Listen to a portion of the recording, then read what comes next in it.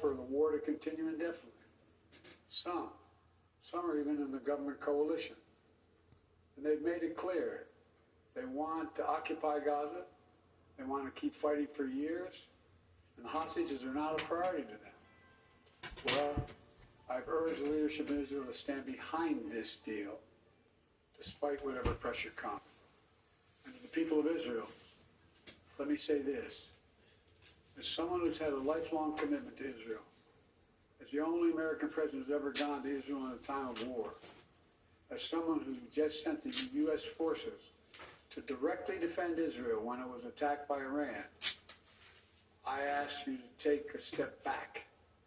Think what will happen if this moment is lost. We can't lose this moment. Indefinite war in pursuit of an unidentified notion of total victory will only bog down Israel and Gaza.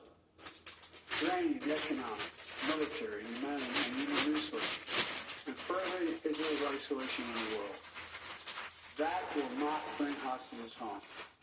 That will not bring an enduring defeat of Hamas.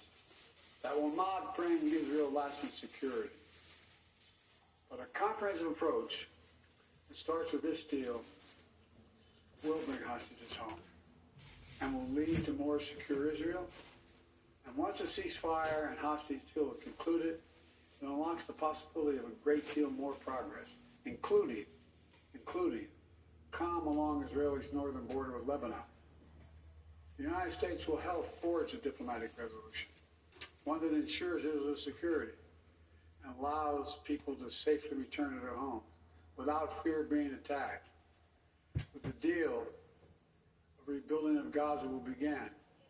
Arab nations and the international community, along with Palestinian and Israeli leaders, to get it done in a manner that does not allow Hamas to rearm. And the United States will work with our partners to rebuild homes, schools, and hospitals in Gaza, to help repair communities that were destroyed in the chaos of war. And with this deal, Israel could become more deeply integrated in the region, including, it's no surprise to you all, including a potential historic normalization agreement with Saudi Arabia. Israel could be part of a regional security network to counter the threat posed by Iran. All this progress would make Israel more secure, with Israeli families no longer living in the shadow of a terrorist attack. And all this would create the conditions for a different future, a better future for the Palestinian people. One of self-determination, dignity, security, and freedom. This path is available once the deal is struck. And Israel will always have the right to defend itself against the threats to its security and to bring those responsible October 7th to justice. And the United States will always ensure that Israel has what it needs to defend itself. If Hamas fails to fulfill its commitments under the deal, Israel can resume military operations. But Egypt and Qatar have assured me, and they are continuing to work to ensure that Hamas doesn't do that. The United States will help ensure that Israel lives up to their obligations as well. That's what this deal says. That's what it says. And we'll do our part. This is truly a decisive moment. Israel has made their proposal. Hamas says it wants a ceasefire. This deal is an opportunity to prove whether they really mean it. Hamas needs to take the deal. For months, people all over the world have called for a ceasefire. Now it's time to raise your voices and demand that Hamas come to the table, agree to this deal, and end this war that they began.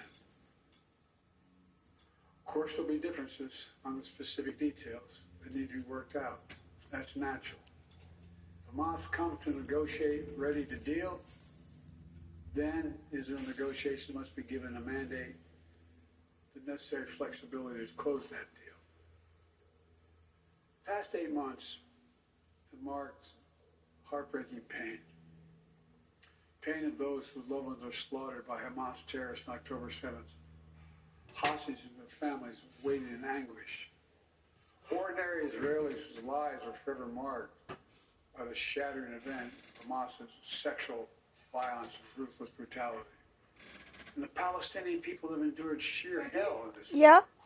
To get humanitarian supplies into Gaza, to get a ceasefire and a hostage deal to bring this war to an end.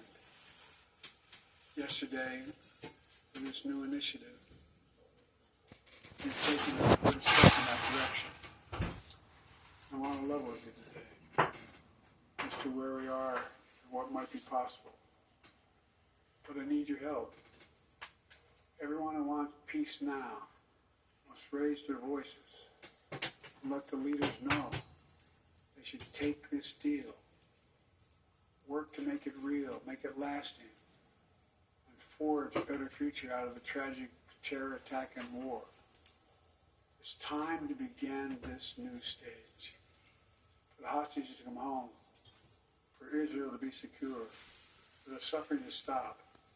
It's time for this war to end,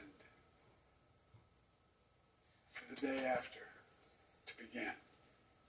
Thank you very much.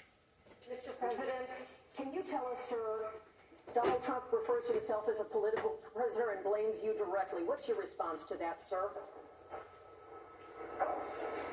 Do you think the conviction